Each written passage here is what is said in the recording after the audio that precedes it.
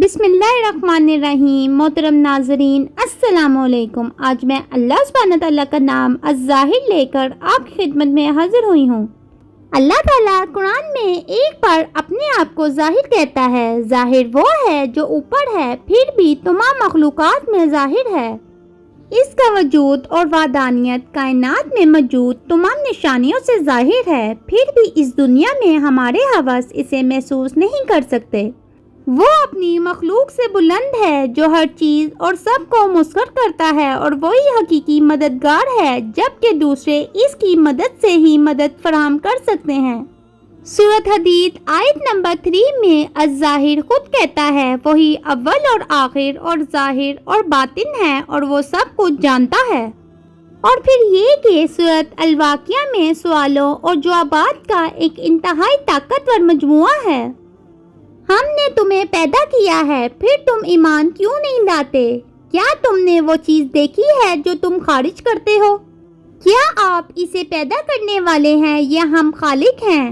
ہم نے تمہارے درمیان موت کا فیصلہ کر رکھا ہے، اور ہم عاجز ہونے والے نہیں ہیں۔ اس میں ہم تمہاری صورتیں بدل دیں گے اور تمہیں اس شکل میں پیدا کریں گے جسے تم نہیں جانتے۔ اور تم پہلی تخلیق کو جان چکے ہو، تو کیا تم یاد نہیں رکھتے؟ اور کیا تم نے وہ بیج دیکھا ہے جو تم بوتے ہو؟ کیا تم اسے اگاتے ہو یا ہم اگانے والے ہیں؟ اگر ہم چاہیں تو اسے خشک ملبہ بنا دیں گے اور تم حیران رہو گے۔ کہو گے کہ بے شک ہم قرض دار ہیں، بلکہ ہمیں محروم رکھا گیا ہے۔ اور کیا تم نے وہ پانی دیکھا ہے جو تم پیتے ہو؟ کیا تم نے اسے بادلوں سے اتارا ہے یا ہم اسے اتارنے والے ہیں؟ اگر ہم چاہیں تو اسے کروا کر دیں، پھر تم شکر کیوں نہیں کرتے؟ اور کیا تم نے وہ آگ دیکھی ہے جسے تم بھڑکاتے ہو؟ کیا اس کا درخت تم نے پیدا کیا یا ہم پیدا کرنے والے ہیں؟ ہم نے اسے مسافروں کے لیے نصیحت اور سامان بنایا ہے، تو تم اپنے رب عظیم کے نام سے تسبیح کرو۔ اور پھر یہ کہ اپنے ظاہر اور باطن کا خیال رکھیں، کھانے پینے اور ہوس کی تسکین سے نہ صرف اپنے جسم کی پرورش کریں، بلکہ اللہ کے ذکر سے اپنی روح کی پرورش کریں۔ مثال کے طور پر کچھ لوگ قرآن مجید کو مشکل سے پڑھتے ہوئے زیادہ تر وقت خود کو خوبصورت بنانے میں صرف کرتے ہیں۔ عوام کے سامنے کبھی بھی بعض خصلتوں یا صلاحیتوں کا دعویٰ نہ کریں، اور دوسروں کے ساتھ رہتے ہوئے کبھی مبالغہ آرائی یا جھوٹ نہ بولیں۔ اس خوبصورت دعا کو اپنی روزمرہ کی زندگی میں استعمال کریں۔ اے اللہ، میرے باطن کو میرے ظاہر سے بہتر کر اور میرے ظاہر کو بہتر کر دے۔ اور پھر یہ کہ الظاہر سے تسلی حاصل کریں۔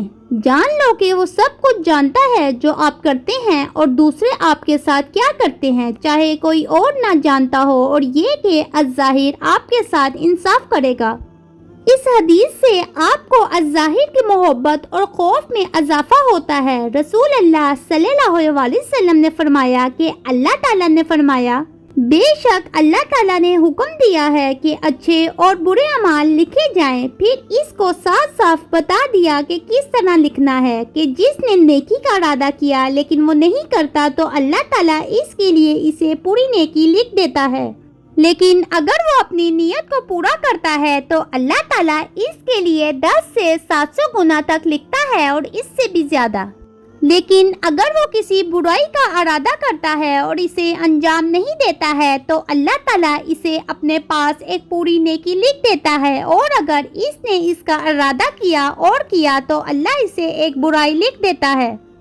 اور پھر یہ کہ اپنی نیت چیک کریں۔ الظاہر پر سب کچھ ظاہر ہے، چاہے آپ اسے عام کریں یا نہ کریں۔ رسول اللہ صلی اللہ علیہ وسلم نے فرمایا، اعمال کا شمار نیتوں پر ہوتا ہے، اور انسان کو اس کی نیت کے مطابق اجر ملے گا۔ اس لیے اپنی نیت چیک کرتے رہیں، کیا آپ واقعی اللہ کے لیے یہ عمل کر رہے ہیں؟ جب آپ اللہ کے راستے پر کام کر رہے ہوں تو اپنے ارادوں کی باقاعدگی سے تجدید کریں۔ اپنے آپ کو یاد دلائیں، قیامت کے دن چھوٹے سے چھوٹے اعمال، بڑے اور بڑے سے بڑے اعمال، ان کے پیچھے نیت کے اعتبار سے بیکار ہو سکتے ہیں۔ اور پھر یہ کہ الظاہر کی تعریف میں اضافہ کرنے کے لیے ارد گرد دیکھیں، اپنے ارد گرد پودوں، حیوانات اور اپنی ذات کو دیکھیں، اور جان لیں کہ یہ سب صرف اسی کے ذریعے ظاہر ہوتا ہے۔ ایسے وقت میں جب آپ کا ایمان کم ہو جائے، آپ کے ماحول میں یہ نشانیاں آپ کے ایمان اور ظہور کے لیے خوف کو زندہ کریں اور آپ کو مزید شکر گزار اور عاجز بنائیں۔ ہر روز باہر دیکھنے، غور کرنے اور الظاہر کی تعریف کرنے کے لیے وقت نکالیں۔ اس کا وجود تمام مخلوقات میں ظاہر ہونے کے باوجود ہم اس دنیا میں الظاہر کو نہیں دیکھ سکتے۔ اس سے پوچھیں کہ وہ آخرت میں اس کے چہرے کو دیکھنے کے قابل ہو۔ رسول اللہ صلی اللہ علیہ وسلم نے یہ خوبصورت دعا فرمائی، اے اللہ، میں تجھ سے تیرے چہرے کو دیکھنے کی لذت اور تجھ سے ملنے کی بے تابی کا سوال کرتا ہوں۔